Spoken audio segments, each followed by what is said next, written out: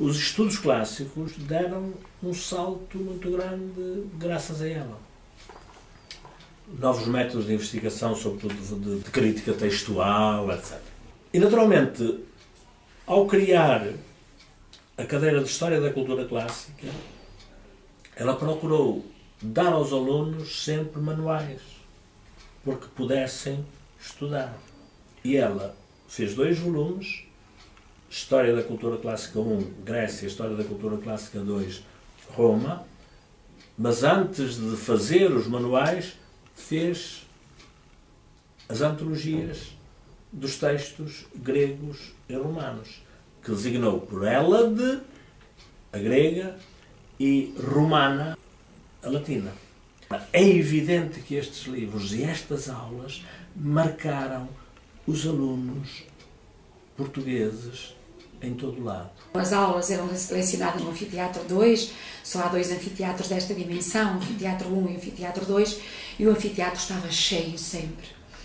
Havia alunos de outras faculdades que vinham ouvi-la, essencialmente de Direito, mas também Medicina e Ciências, porque ouviam aos colegas que havia uma disciplina que abria horizontes. E então, muitas vezes, se não íamos a tempo, ficávamos em pé nas galerias, não é?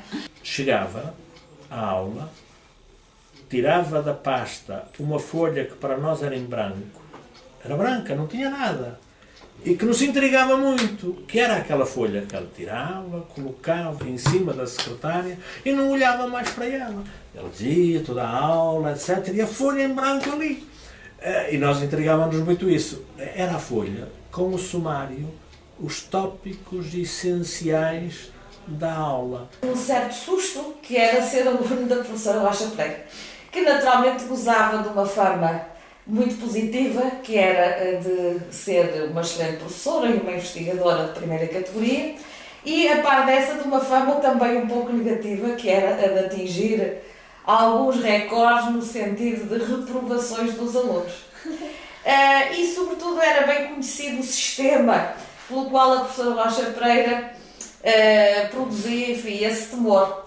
E era, em primeiro lugar, porque detinha um conhecimento muito alargado, não é? Que a nós, modestos estudantes, nos parecia imenso.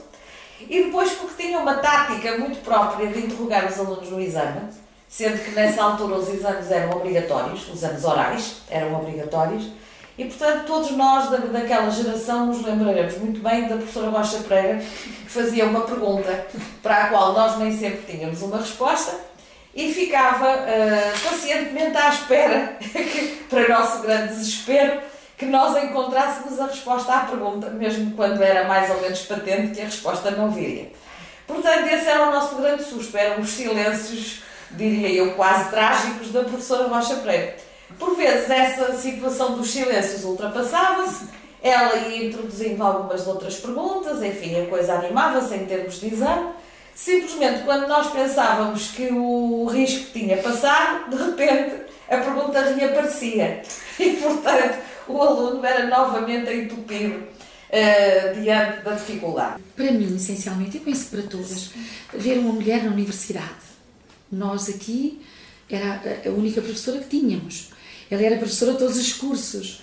Sabíamos que antes dela tinha havido a Carolina Michaelis, alemã, que por casamento ficou professora da Universidade de Coimbra, e a doutora Rocha Pereira era assim a continuadora dela, e era no fundo um modelo, mas um modelo inacessível quase, não é?